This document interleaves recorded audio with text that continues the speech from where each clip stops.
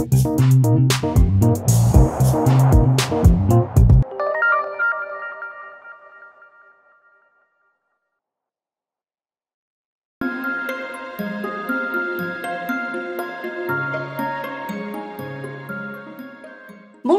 je suis Stéphanie Nordet, directrice de l'école élémentaire Alphonse Daudet à Casablanca, au Maroc.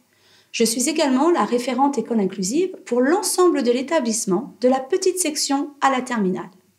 Depuis 3 ans, avec mon collègue Kamel Lamsirine, directeur du site maternel, nous travaillons à un concept d'école inclusive où l'inclusion ne concernerait pas uniquement les élèves à besoins particuliers et les quelques enseignants volontaires pour les accueillir, mais serait l'affaire de tous et irait bien plus loin. Pour nous, une école inclusive, c'est une école où tous les élèves trouvent une place, quelles que soient leurs différences, leur parcours scolaire et leur projet de vie. C'est une école où tous les adultes, tous les personnels, quel que soit leur statut, se sentent utiles et participent à la construction d'un environnement apaisant et bienveillant. C'est une école où tous les enseignants ont un parcours professionnel différent.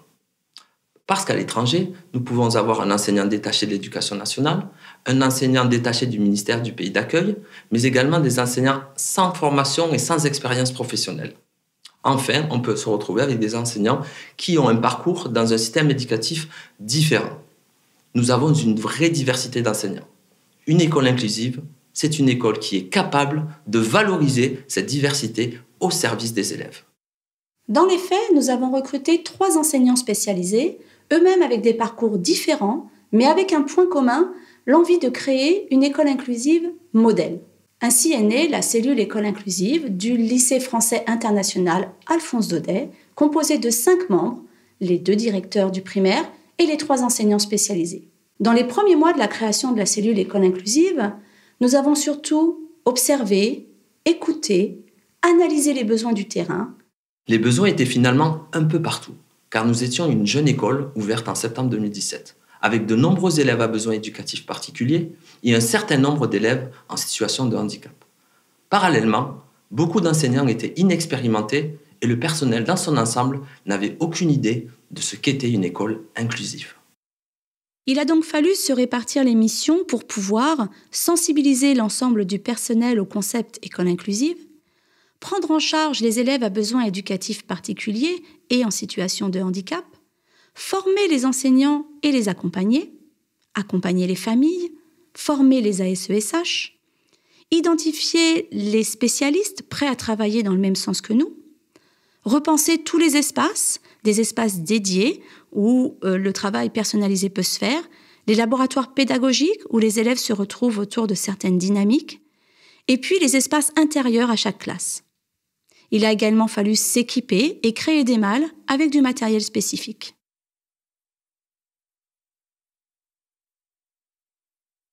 Je m'occupe de l'accompagnement du cycle 1 et des CP pour le primaire. Et concernant le secondaire, j'accompagne les élèves de 5e, de seconde et de première.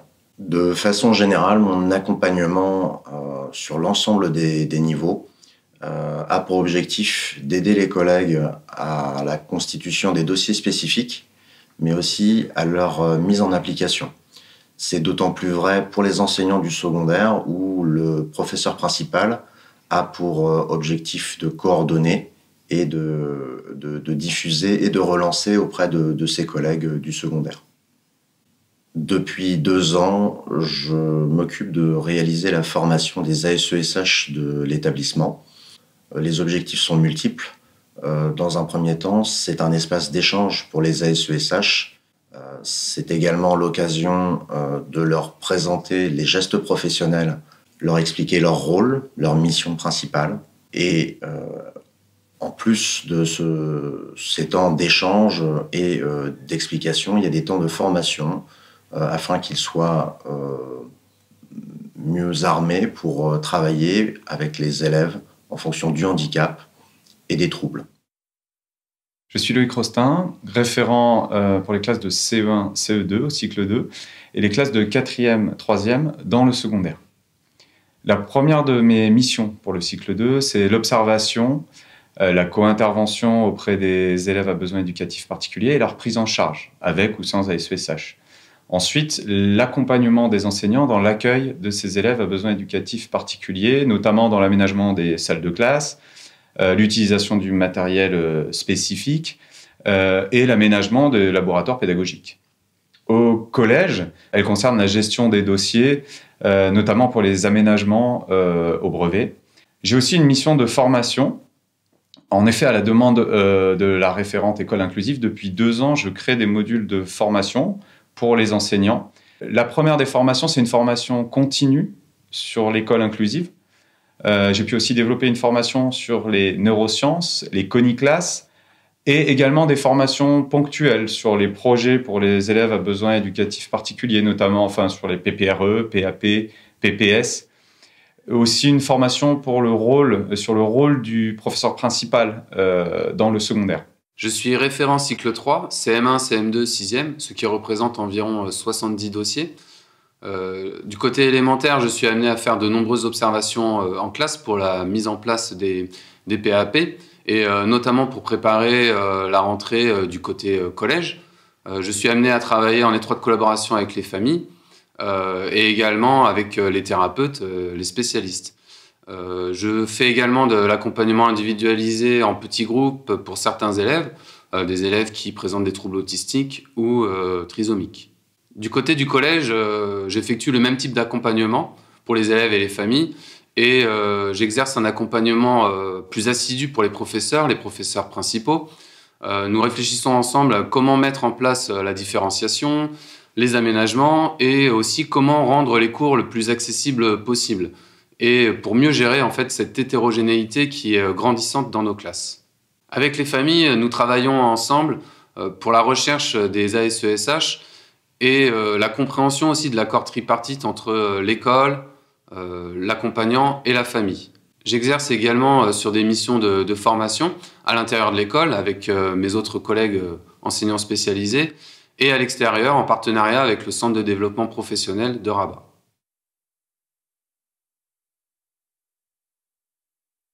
Dans la dynamique d'école inclusive, le rôle des personnels de direction est primordial. Le temps octroyé aux différentes réunions, au temps de formation interne, la manière de construire les emplois du temps pour permettre des moments d'échange et de regard croisés sont autant d'éléments qui favoriseront ou non la qualité de l'inclusion. N'oublions pas non plus qu'accueillir un élève à besoin éducatif particulier, cela se prépare. Le directeur, la directrice a un vrai rôle à jouer en amont, avec les familles et l'équipe enseignante. Pour exemple, permettez-moi de reprendre le cas de Yasmine, porteuse de troubles du spectre autistique, 8 ans, jamais scolarisée, fréquentant régulièrement une association pour enfants handicapés ici au Maroc. Lorsque sa famille est venue vers moi, c'était sur les conseils d'une psychomotricienne qui avait entendu parler de notre équipe. La maman voulait absolument que sa fille puisse aller à l'école comme n'importe quel autre enfant. Il a fallu 18 mois de préparation pour que Yasmine intègre notre établissement. 18 mois de collaboration avec l'association qu'elle fréquentait, avec ses parents à la recherche d'une ASESH, avec ses médecins et ses différents thérapeutes. 18 mois pendant lesquels Yasmine est entrée progressivement dans l'école pour finalement intégrer la classe de CE1. Cette année, Yasmine est en CE2, elle est épanouie, elle apprend beaucoup des autres et les autres apprennent beaucoup d'elle.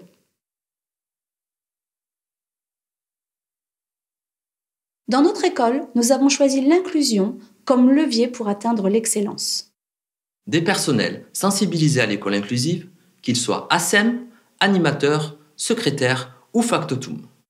Des enseignants formés aux pratiques inclusives pour que le savoir soit accessible à tous. Des ASESH formés pour devenir de vrais professionnels de l'accompagnement. Des spécialistes, de vrais partenaires pour proposer des projets sur mesure à nos élèves. Des élèves éduqués à l'ouverture, la tolérance et l'empathie. Nous sommes convaincus d'être sur la bonne voie, mais le chemin est encore long. La réussite de l'école inclusive est avant tout une question de personnes et de volonté. Chacun a son rôle à jouer. Et comme le dit si bien un proverbe africain cher à mon ami Kamel, « Seul, on va plus vite. Ensemble, on va plus loin. »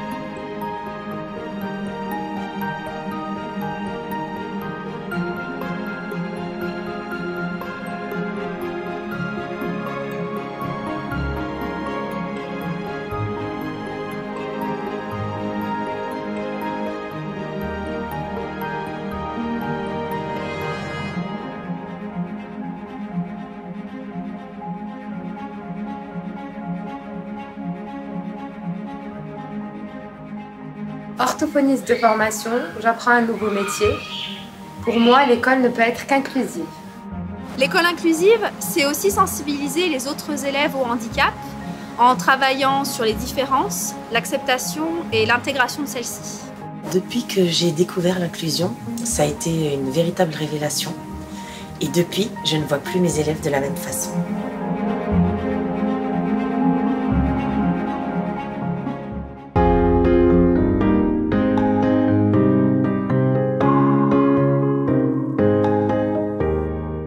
Le lycée s'est engagé dans une politique ambitieuse et globale pour une éducation inclusive. Parce que la réussite des élèves est au cœur de notre projet d'établissement et parce que tout ce qui peut faciliter la réussite d'un élève à besoins éducatifs particuliers peut profiter à tous, cette question est essentielle. Pour cela, nous avons installé un comité de pilotage qui comporte des représentants de tous les membres de la communauté éducative, des personnels de l'établissement, mais aussi des représentants des parents d'élèves.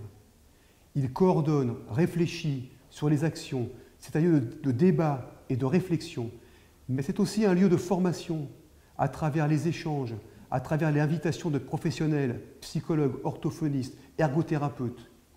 Ce comité nous a un petit peu rassurés que les choses sont sur la bonne route à l'école. Et pour moi personnellement, cette participation m'a donné beaucoup de confiance, de transparence aussi. Avec le temps, on comprend plus comment les choses se passent et on voit bien que l'école met tout en œuvre pour que les choses s'améliorent pour les enfants EBEP. Nous avons également une cellule EBEP regroupant le premier et le second degré. On y retrouve bien sûr la direction, des enseignants, le psychologue scolaire, l'infirmière. Cette cellule recense les besoins, elle opérationnalise les actions, elle propose des accompagnements sous forme de formation destinés aux enseignants et aux AESH. C'est donc une politique inclusive qui accompagne les familles et les élèves et qui profite à tout l'établissement. Elle sert également le développement professionnel des enseignants en leur permettant de monter en compétences et en expertise. Alors tout d'abord, il est très important de tisser un lien de confiance avec les parents. Dès l'inscription, nous expliquons que nous avons un projet éducatif et que nous allons travailler tous ensemble pour l'enfant.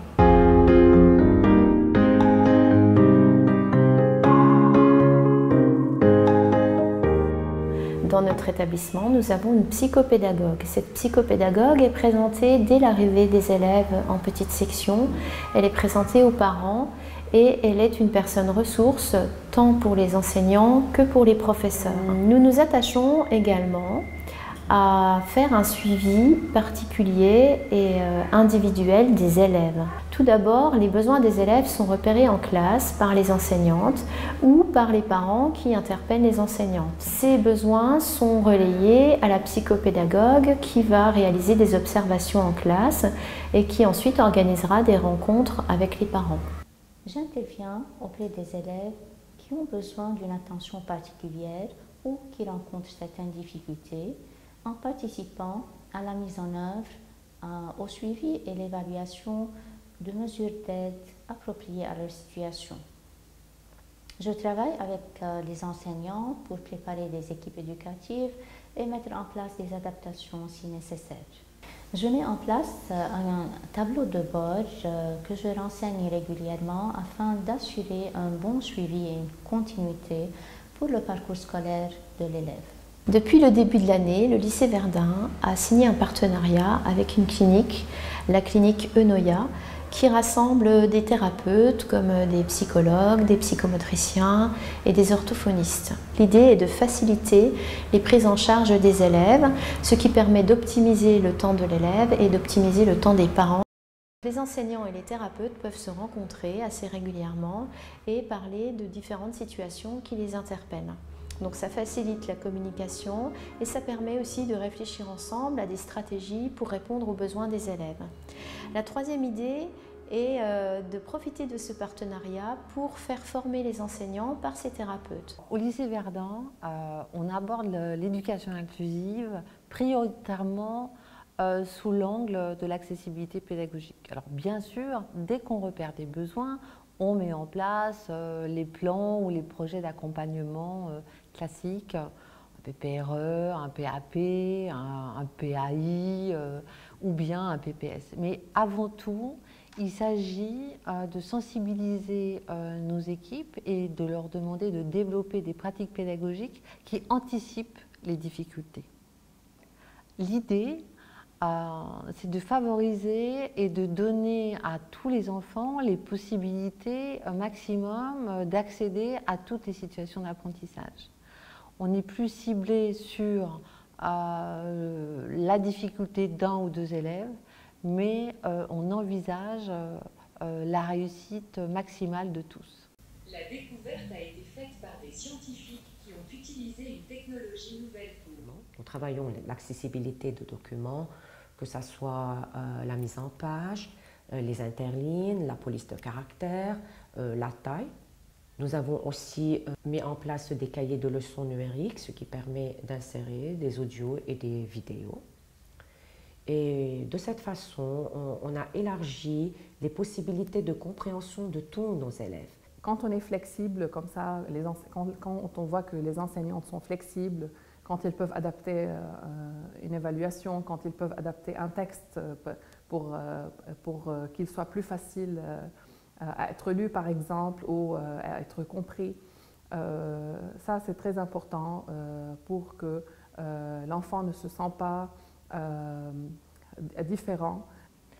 L'utilisation du numérique est un des moyens qui nous permet de développer cette accessibilité. En effet, chaque mois, nous présentons de nouveaux outils, des pistes, des ressources pour que l'on puisse diversifier les situations d'apprentissage, et particulièrement avec notre public qui est un public allophone. Des formations, lors des concertations ou en formation interne, sont proposées pour que les enseignants puissent intégrer au quotidien des outils numériques qui permettent d'ouvrir les possibles pour chaque enfant. Nous avons aussi différentes modalités de compensation, comme l'utilisation du stylo-scan, ce qui a permis de développer l'autonomie chez certains enfants. Ainsi, ils sont déchargés du déchiffrage, qui est une tâche vraiment difficile. Le stylo m'aide pour lire et comprendre la consigne et les textes et les phrases et les mots. En équipe éducative, on travaille de manière très serrée avec les familles qui sont nos partenaires premiers puisqu'ils sont les experts de leurs enfants.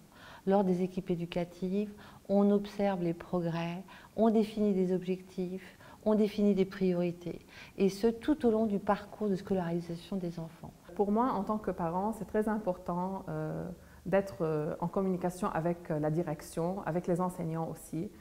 Ça nous donne beaucoup de confiance, ça nous donne l'impression et le sentiment qu'on est écouté. Nous favorisons l'attention de nos élèves avec les activités physiques au quotidien, ce qui permet aux élèves de bouger fréquemment.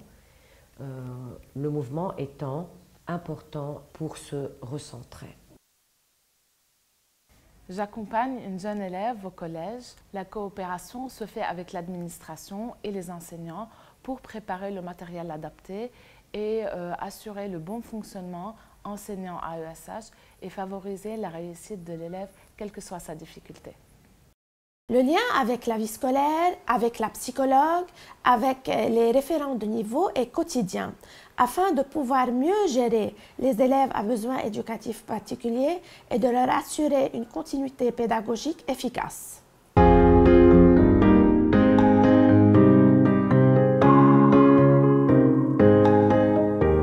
L'inclusion des élèves à besoins éducatifs particuliers dès la petite section fait partie de l'ADN du lycée Montaigne depuis sa création en 2012. Le lycée Montaigne est un établissement de la mission laïque française. Des aménagements en fonction de leurs besoins sont mis en place dans l'établissement pour tous les enfants en situation de handicap ou de troubles d'apprentissage.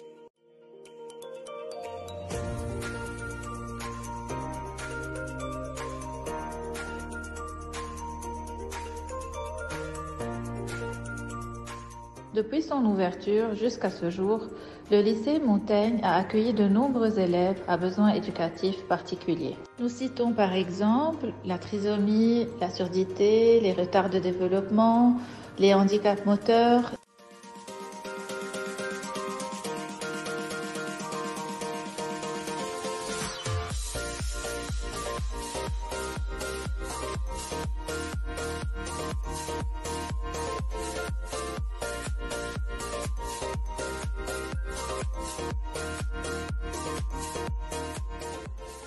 Accompagner les élèves à besoins éducatifs particuliers est une priorité au lycée Montaigne. Cela se construit toujours dans le cadre d'un partenariat avec les familles, condition indispensable à la réussite de ce projet. Au second degré, les professeurs principaux sont les interlocuteurs privilégiés. Ils observent, évaluent l'avancée des élèves, fixent des objectifs clairs et concertés. Cette logique partenariale construit une relation de confiance entre les familles et l'établissement, condition de la réussite des élèves.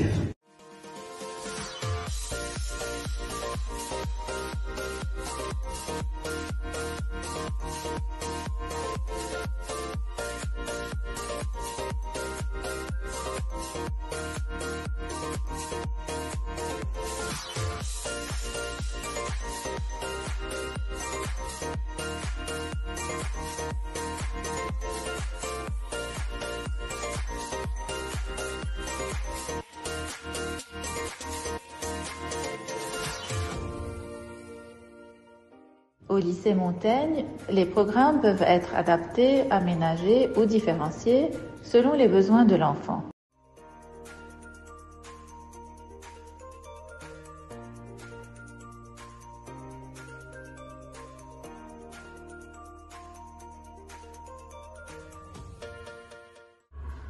Bonjour, je suis Olivia Montagne depuis la ML. Je suis maintenant en troisième et je vais passer le brevet. Je ne vais pas être avec moi. On a tout ce que les cantines, les transferts, elles mettent surtout pour les matières arabes. Bonjour, j'étais au lycée Montaigne depuis le CP et maintenant je suis quotidien. Je fais je fais des séances d'orthopédagogie en France.